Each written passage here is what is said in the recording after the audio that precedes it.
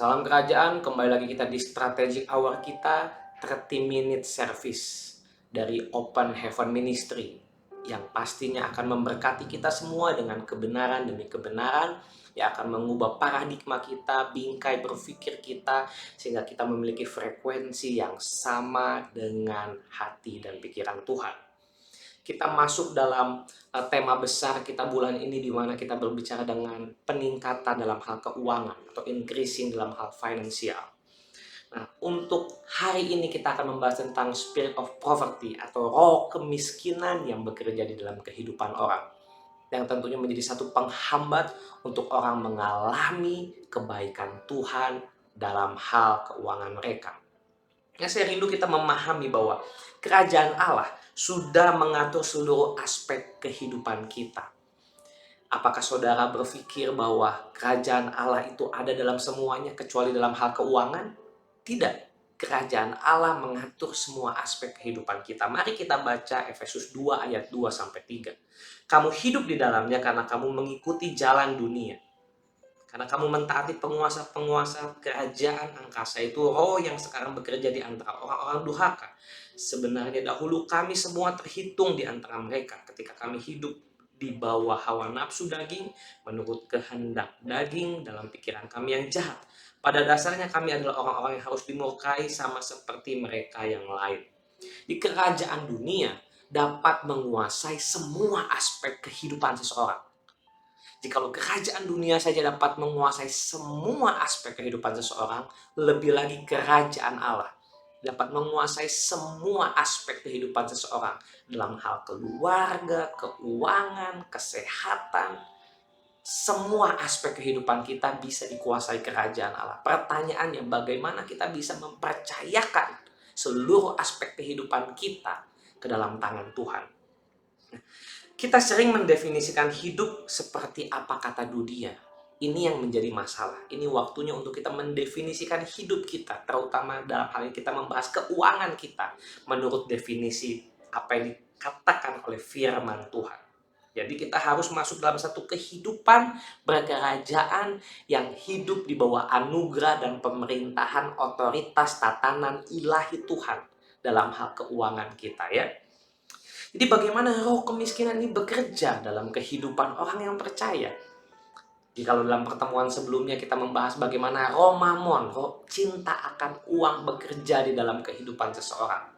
Hari ini kita akan membahas daripada teman roh mamon yang tidak bisa dilepaskan, yaitu roh kemiskinan yang tentunya menjadi masalah besar dalam mentalitas seseorang. Jikalau kita membahas daripada roh kemiskinan, kita harus membuka dari kitab Matius pasalnya yang kelima ayat yang ketiga. Berbahagialah mereka yang miskin di hadapan Allah, mereka akan mewarisi kerajaan Allah. Kenapa orang kaya sulit masuk kerajaan surga? Karena kebanyakan mereka sudah merasa cukup memenuhi keinginannya sehingga mereka tidak perlu lagi hal-hal yang bersifat ilahi. Ketika seseorang biasanya banyak uang, dia sudah merasa cukup dengan hal-hal yang natural dan merasa tidak perlu lagi, saya ulangi, hal-hal yang bersifat ilahi, hal-hal yang bersifat ketuhanan. Karena apa yang dia inginkan sudah dipenuhi, sudah dia dapatkan. Ini adalah waktunya untuk kita menghancurkan mindset daripada pola pikir roh kemiskinan. Ya, jadi roh kemiskinan adalah satu pola pikir, adalah satu mindset yang mengintimidasi pikiran kita sehingga kita meragukan Tuhan. Roh kemiskinan adalah satu roh yang bekerja di dalam mindset atau pikiran kita yang membuat kita meragukan Tuhan. Sehingga kita curiga kepada Tuhan, kepada kesetiaan firman-Nya yang tidak pernah berubah. Ini adalah roh kemiskinan. Ya. Jika seluruh aspek hidup kita dikuasai oleh kebenaran, maka roh ini tidak bisa bekerja. Roh ini akan dihancurkan kuasanya dalam kehidupan kita. Dan saya percaya, jikalau kita mengerti daripada 7 manifestasi roh kemiskinan pada hari ini yang akan kita sama-sama pelajari, maka kita akan hancurkan taman bermain daripada roh kemiskinan ini dalam pikiran kita.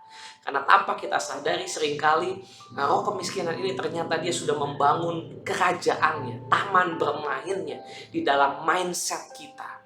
Sehingga kita tunduk kepada sistem dunia, tatanan dunia, sistem yang iblis buat untuk memperbudak semua manusia tentunya.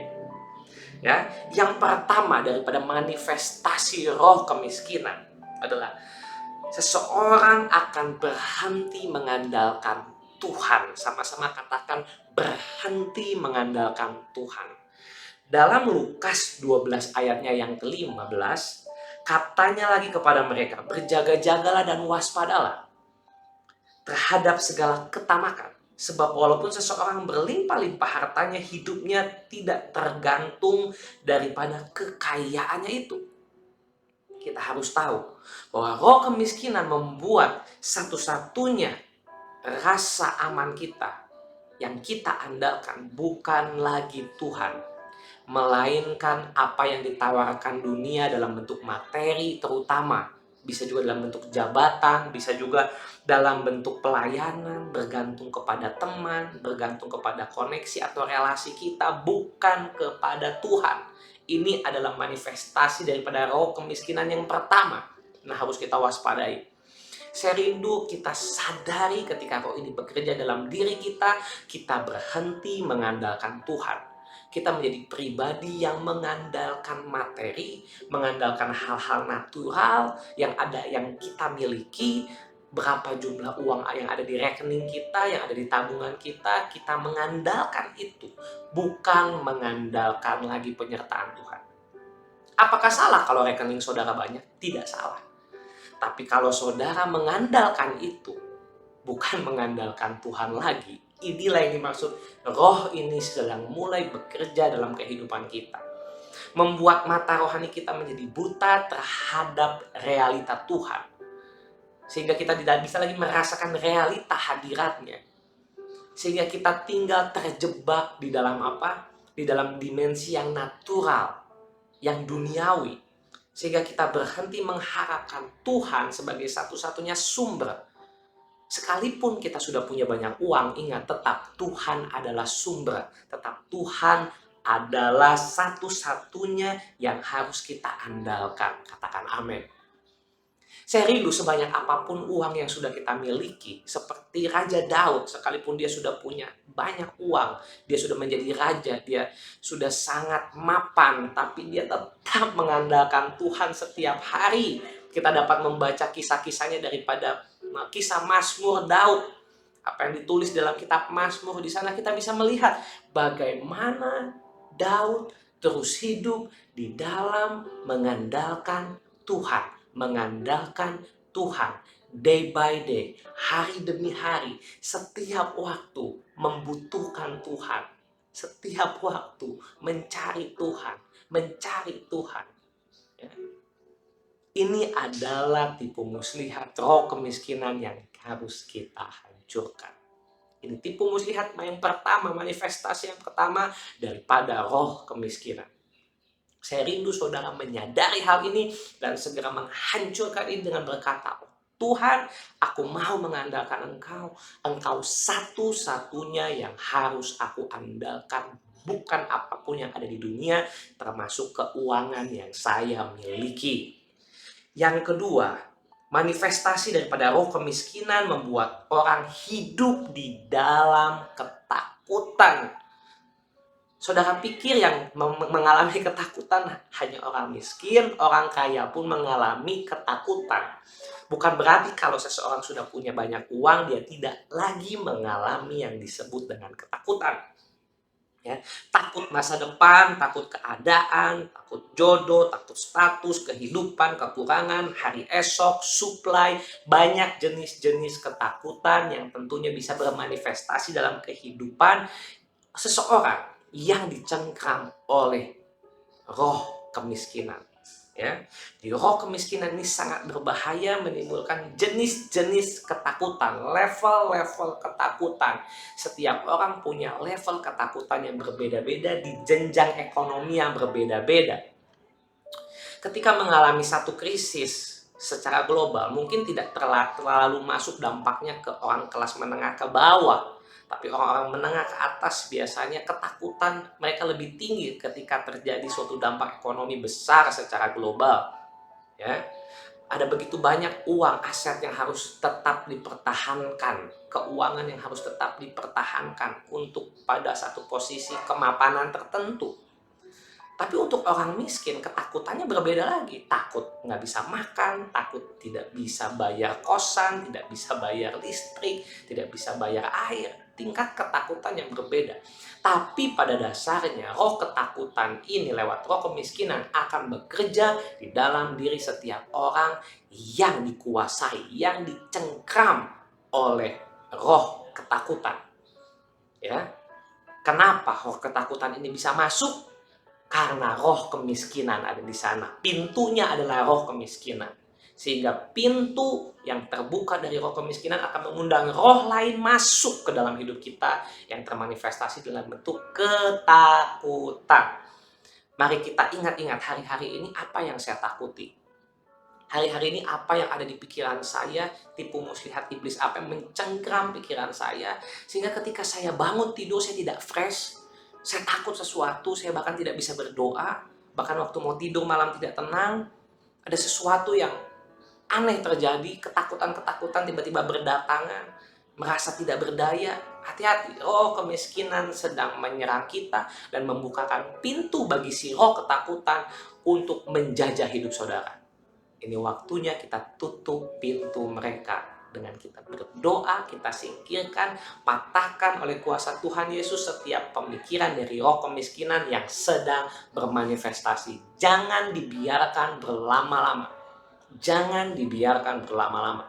Saudara harus mengambil satu tindakan tegas untuk saudara mulai mengatakan, hai roh kemiskinan, berhenti membuka pintu bagi roh ketakutan masuk ke dalam kehidupanku. Ini adalah waktunya untuk hidupku mengalami freedom dari rasa takut.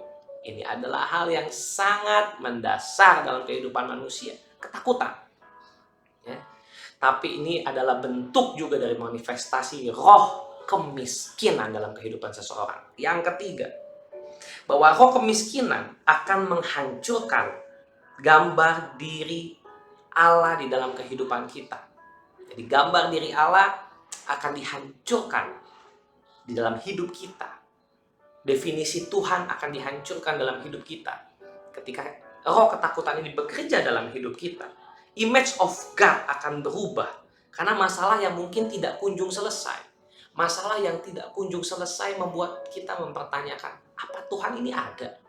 Apa Tuhan ini peduli kepada saya? Apakah Tuhan ini mengasihi saya? Apakah Tuhan ini benar-benar menyayangi saya? Kok masalah saya tidak selesai-selesai? Jadi ini akan menjadi sesuatu yang menghancurkan image of God. Apa yang menjadi gambaran Tuhan dalam hidup kita sedang berusaha dihancurkan, dirusak oleh roh kemiskinan. Sehingga kita mulai meragukan janji-janji Tuhan, mulai mencurigai Tuhan, mengatai Tuhan, bahkan yang paling parah adalah mengutuki Tuhan. Ya, mengutuki Tuhan karena Tuhan tidak adil, Tuhan jahat kepada saya, Tuhan itu tidak ada bahkan. Yang berujung kepada sesuatu yang sangat tragis, seseorang bisa meninggalkan imannya ketika dikuasai oleh roh kemiskinan. Ingat, Tuhan itu baik, Tuhan itu selalu tepat waktu, Dia tidak pernah terlambat. Dia setia dan harapan kita tidak boleh hilang. Dia selalu ada buat kita, Dia tidak pernah meninggalkan kita. Dia selalu ada dalam setiap musim hidup kita. Kita harus fix dalam gambaran Tuhan yang benar sebagai Bapa yang setia, Bapa yang baik, Bapa yang tidak pernah meninggalkan, Bapa yang selalu bersama-sama dengan kita, ya. Jehovah Jireh, Allah yang mencukupkan. Semua gambaran Tuhan itu harus fix dalam kehidupan kita sehingga kita dapat menghancurkan manifestasi daripada roh kemiskinan. Lalu manifestasi yang keempat daripada roh kemiskinan membuat kita melihat masa depan menjadi tidak jelas atau kabur. Amsal 23 ayat 18 berkata, karena masa depan sungguh ada dan harapanmu tidak akan hilang. Ingat, Tuhan menciptakan masa depan yang indah buat saudara dan saya. Dan masa depan itu ada di tangannya Tuhan. Ya. Tetapi roh kemiskinan menutup mata rohani kita. Ada selubung. yang menutup mata kita melihat kebaikan Tuhan, melihat masa depan yang indah, melihat masa depan yang cerah yang tentunya sudah Tuhan sediakan buat kita. Tuhan sudah menyediakan masa depan yang indah buat kita. Ini harus kita pegang, ya. Tentunya roh kemiskinan akan mempengaruhi indera mata rohani kita, sehingga indera mata rohani kita menjadi tertutup, bahkan buta rohani, sehingga kita tidak bisa melihat jauh ke depan apa yang menjadi agenda Tuhan, apa yang menjadi destiny hidup kita. Kita tidak bisa lihat. Seperti bangsa Israel yang sudah terlalu lama diperbudak, menjadi budak di Mesir, menjerit kepada Tuhan seolah-olah tidak ada yang menolong. Mata mereka sudah buta. Setiap kali mereka alami masalah, mereka akan bilang, lebih baik saya mati di Mesir. Lebih baik saya mati di Mesir. Daripada mati di padang gurun, lebih baik saya di sana. Lebih enak di Mesir. Bayangkan, mereka diperbudak di Mesir, tapi mereka berkata, lebih baik saya di Mesir. Lebih baik saya di sana, mati di sana. Ini adalah ciri-ciri orang yang sudah dikuasai oleh roh kemiskinan begitu dalam, sehingga mereka tidak bisa lagi melihat tanah perjanjian. Tidak bisa lagi melihat tanah yang Tuhan mau berikan, janji Tuhan. Apa yang terbaik yang Tuhan mau impartasikan ke dalam hidupnya, yang mau Tuhan wariskan ke dalam hidupnya. Dia sudah tidak bisa lihat karena roh kemiskinan mengganggu mata rohaninya, mengganggu indera penglihatan rohaninya. Sehingga yang dilihat oleh imajinasinya dan disimpan dalam memori rohaninya adalah hal-hal yang dulu, lebih enak zaman dulu, ya, lebih enak zaman dulu, lebih enak zaman dulu, lebih enak dulu, selalu bicara dulu. Tapi mereka tidak bisa lihat ke depan karena indera rohani mereka sudah diganggu, mengalami satu kegagalan dalam melihat apa yang Tuhan lihat. Frekuensi mata rohaninya sudah berbeda dengan frekuensi daripada Tuhan. Saya rindu supaya kita bisa melihat apa yang Tuhan sediakan buat kita di depan sana. Ada sesuatu yang luar biasa. The best is yet to come. Ya, apakah saudara percaya? The best is yet to come. Yang terbaik sudah Tuhan sediakan, akan datang buat hidup kita. Ini hanya bisa dilihat kalau kita melihat dengan kacamata firman. Amsal 23 ayat 18 tadi, karena masa depan sungguh ada dan harapanmu tidak hilang. Singkirkan cengkraman daripada roh kemiskinan di dalam hidupmu, maka engkau akan bisa lihat di depan. Engkau akan bisa lihat apa yang Tuhan sudah sediakan. Karena mata rohanimu harus dibuka. Saya berdoa dalam nama Tuhan Yesus, setiap cengkraman roh kemiskinan yang menutup mata rohani setiap anak-anak rohani dan orang yang mendengar terkoneksi dengan kebenaran di rumah Tuhan ini dalam Open Heaven Ministry ini, Tuhan, aku berdoa, hancurkan cengkraman roh kemiskinan, pulihkan mata rohani daripada setiap mereka yang mendengar kebenaran ini, supaya mata rohnya terbuka untuk melihat tanah perjanjian, melihat Sion, melihat pemerintahan Tuhan yang akan datang, melihat janji-janji Tuhan yang akan digenapi dalam kehidupannya di dalam nama Yesus. Kita lanjutkan yang kelima. Roh kemiskinan membuat mentalitas kita yang tidak pernah cukup dengan uang selalu kurang. Pengkhotbah 5 ayat 10. Siapa mencintai uang tidak pernah puas dengan uang. Siapa mencintai kekayaan tidak puas dengan penghasilannya. Ini pun sia-sia. Amsal 23 ayat 4-5. Jangan berusaha untuk menjadi kaya. Tinggalkan niatmu karena engkau mengamatinya, tiba-tiba lenyaplah ia. Karena ia bersayap lalu terbang ke angkasa seperti Raja Wali. Saya tidak tahu berapa banyak di antara saudara yang dicengkram roh kemiskinan sehingga selalu merasa kurang, dan kurang. Ya, sekali lagi, roh mamon itu teman dekat dengan roh kemiskinan. Ya, mereka itu masih sama-sama best friend. Jadi kalau kita cinta akan uang, dikuasai pasti hidup kita oleh roh kemiskinan. Dan roh kemiskinan ini pasti akan membuat kita selalu merasa apa yang Tuhan berikan tidak pernah cukup. Ketika Hawa dan Adam dikuasai roh kemiskinan, mereka sudah diberikan satu taman. Semua pohon di sini boleh kamu makan buahnya, kecuali satu, pengetahuan baik dan yang jahat. Ketika iblis bicara dan roh kemiskinan itu mencengkram hati mereka, maka mereka mau mencoba satu-satunya buah yang tidak boleh dicoba. Kita akan menjadi orang yang penasaran, ingin melanggar perintah Tuhan, mencoba sesuatu yang tidak harusnya boleh kita coba. Roh kemiskinan ini membuat kita, sekalipun kita sudah punya semua isi Taman Eden, tetap saya harus cobai juga. Saya harus makan juga pohon baik dan jahat itu. Selama saya belum makan buah pohon itu, saya masih ada yang kurang. Nah, inilah orang yang dikuasai oleh roh kemiskinan. Ketika roh kemiskinan ini bekerja masuk ke dalam kehidupan Adam dan Hawa lewat mulut ular, lewat frekuensi yang dialirkan dari mulut iblis ini, maka mereka dicengkram alam pemikirannya oleh roh kemiskinan sehingga mereka merasa mencurigai Tuhan. Gambar Tuhan tadi menjadi hancur. Lalu mereka merasa tidak puas, semuanya bisa dimakan. Kenapa cuma satu pohon ini yang tidak bisa dimakan? Ada yang kurang. Dan orang seperti ini akan terus, apa benefitnya buat saya? Apa keuntungannya buat saya? Akan terus mencari, kurang, dan kurang. Mental miskin.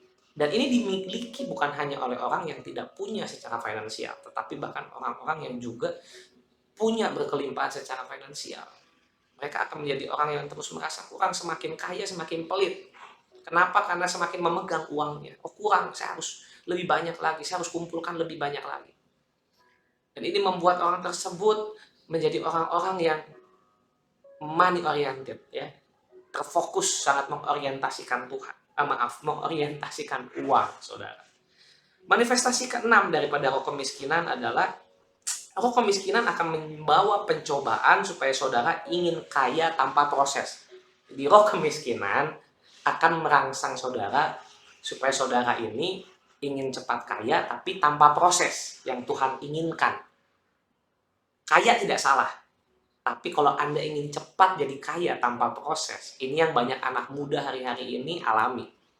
Dikuasai oleh roh kemiskinan yang dilepaskan di berbagai media sosial yang membuat seolah-olah cari uang itu gampang. Tapi ingat, isi come, isi go. Orang yang dapat uang gampang, cepat juga keluarnya. Kita harus tahu, roh ini membuat kita ingin cepat menjadi kaya. Sedangkan Tuhan suka proses, tapi roh ini membuat kita skip proses, lewati proses. Pokoknya langsung hasil, langsung kaya, tanpa mau diproses. Amsal 28 ayat 20. Orang yang dapat dipercaya mendapat banyak berkat, tetapi orang yang ingin cepat kaya tidak akan luput dari hukuman. Jadi kalau saudara ingin cepat kaya, tidak akan luput dari hukuman. Roh ini akan membawa kita kepada penghukuman.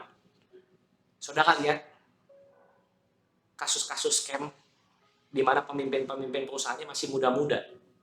Ya, penipuan keuangan dari robot-robot trading. Kalau saudara lihat kasus-kasusnya, mereka masih muda-muda, banyak yang masih muda-muda. Cepat kaya, tapi cepat juga masuk penjara. Jadi membawa pencobaan karena ingin cepat kaya tanpa proses. Jadi kaya betul, mereka sempat mencicipi kekayaan. Tetapi ingat, hanya sesaat, setelah itu dibui, di penjara. Jadi roh ini membuat saudara masuk hukuman. Jadi yang Alkitab katakan ini benar. Alkitab tidak pernah bohong. Kalau saudara skip proses, saudara ingin jadi cepat kaya, seperti kasus-kasus yang viral belakangan ini tentang robot trading dan banyak kasus scam penipuan lainnya. Mereka ingin cepat jadi kaya. Bisa kaya? Bisa. Dengan sistem Babel, dengan menipu, mengorbankan orang lain, Ponzi skema, ya.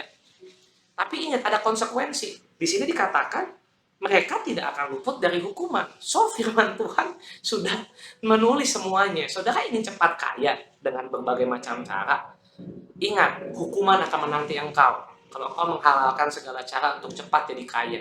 Sekali lagi, kaya tidak salah, tapi roh kemiskinan akan memberi pencobaan datang kepada kita untuk membuat kita ingin cepat jadi kaya dengan skip proses yang Tuhan mau.